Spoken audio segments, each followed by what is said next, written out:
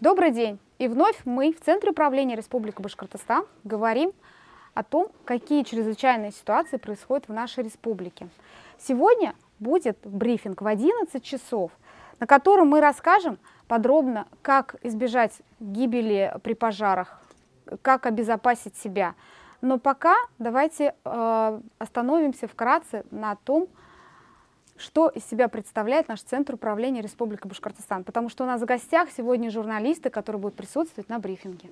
Здравствуйте. Тагир Фаильевич Шарафуддинов, руководитель федеральной ветки Центра управления Республикой, расскажет подробно о Центре. Да, коллеги, добрый день. Уважаемые зрители, прошу прощения, что с микрофоном мы в прямом эфире. Более подробно расскажу о нашем ЦУРе. Наш ЦУР состоит из 3 блоков. Первый блок – это блок социальных коммуникаций. Это как раз блок, отвечающий за обратную связь с жителями. Блок работает с 2 системами: инцидент-менеджмент и платформа обратной связи в основном. И работать с остальными тоже, когда готовят ответы. Второй блок – это блок информационный, это блок нашей редакции. Как раз коллеги, то, что пишут сейчас в прямом эфире стрим, тоже относятся к блоку информационному. И уникальный блок, такого нет ни в одном из ЦУРов Российской Федерации, это блок экономической аналитики. То есть это наши коллеги сидят также с нами в Open Space, и на основании жалоб уже принимаются решения целесообразности строительства объектов, которые, допустим, просят жители или дорог. Более подробно расскажу про систему инцидент-менеджмент. Да, система, в которой мы работаем, все жалобы, которые поступают, сообщения, которые поступают в социальных сетях под постами Ради Фаритовича, администрации главы или других глав, они попадают в эту систему. Да, это система мониторинга социальных сетей, комментариев, то есть сообщения жители пишут в социальных сетях, а это попадает в систему. Сама система выглядит так, расскажу вкратце. То есть сообщение попадает на шаг отобранное. После того шага отобранное попадает на шаг инцидент, где любому сообщению присваивается свой уникальный номер. Этот шаг инцидент является на шаге исполнителей. То есть с этим инцидентом работают наши коллеги из районов, ведомств и министерств. Следующий шаг согласования. Это те ответы, которые пишут нам наши коллеги из районов и ведомств, попадают к нам, чтобы жители получили конечный ответ. Если инцидент согласовывается, он уходит на оценку удовлетворенности. Это как раз, получается, размещается комментарий в соцсетях у жителя, под сообщением жителя. И если житель ничего не ответит, то инцидент идет на шаг готово.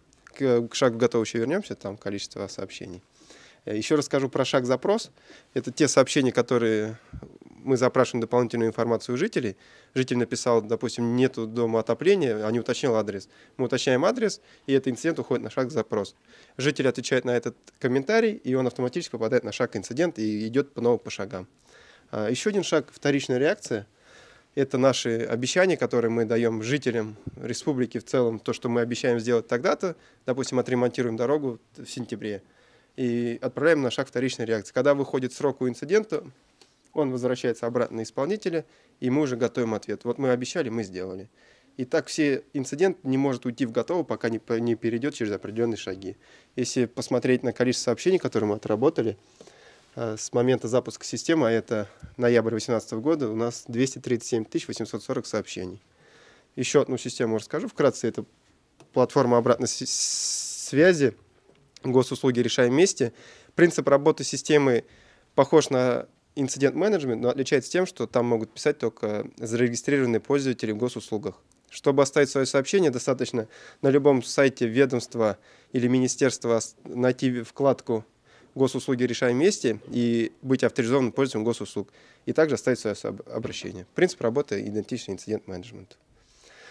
Также расскажу про наш сам ЦУР, то есть это наши дэшборды, которые уже интегрированы в ЦУРе.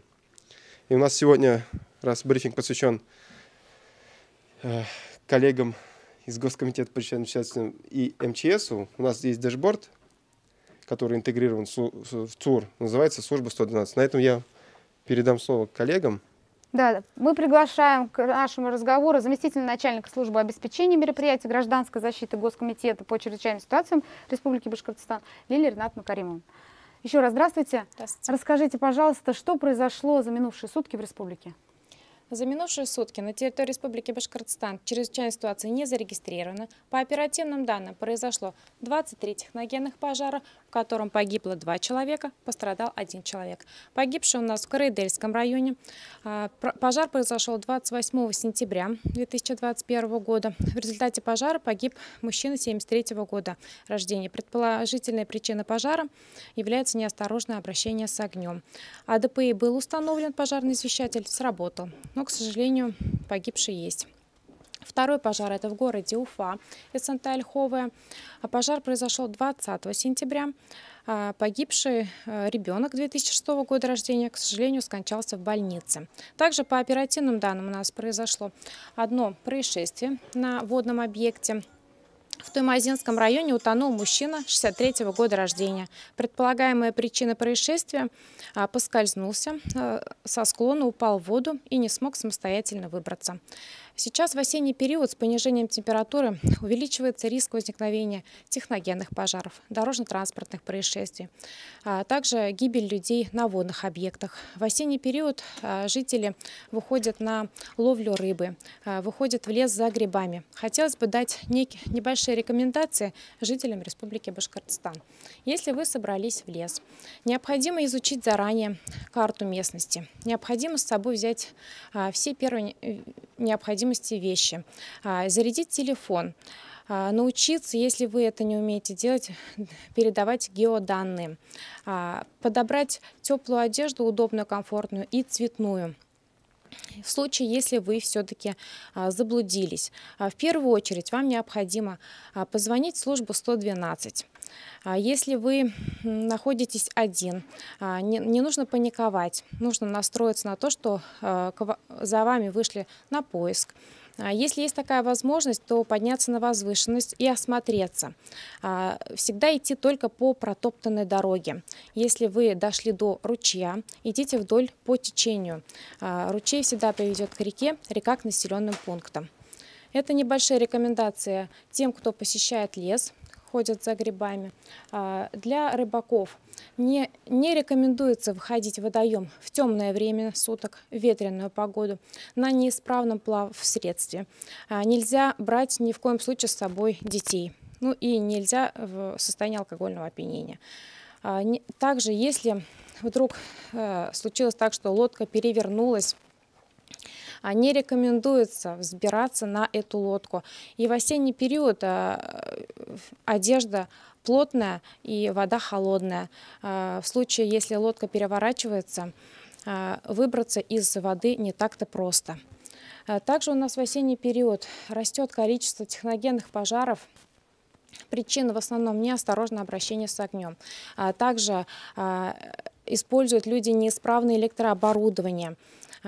Не стоит забывать, что на систему электроснабжения идет нагрузка. Это тоже может привести к пожару. Поэтому такие небольшие рекомендации жителям, Спасибо, дабы не Лилия допустить Ринатовна. пожар. Да, спасибо. Но я вынуждена вас поторопить. Расскажите нам, сейчас в 11 часов начинается брифинг. Брифинг будет проходить на канале YouTube. Расскажите подробнее о брифинге. Да, сегодня в 11:00 более подробно о пожарах, о причинах возникновения пожаров проводится брифинг под руководством заместителя премьер-министра правительства Республики Башкортостан Ирика Харивариевича Сагитова. Более подробно там уже будет в режиме диалога брифинг. Здесь у нас ссылка на YouTube-канал. Пожалуйста, все. Да, где журналисты, кстати, вот как раз я уже говорила, что они сегодня являются нашими гостями в нашем Open Space, где они смогут задать все интересующие вопросы. Но я напоминаю, мы были в прямом эфире Центра управления Республики Башкортостан. Подписывайтесь на наши сети, ставьте лайки, делайте репосты. Берегите себя и своих близких. Всего доброго.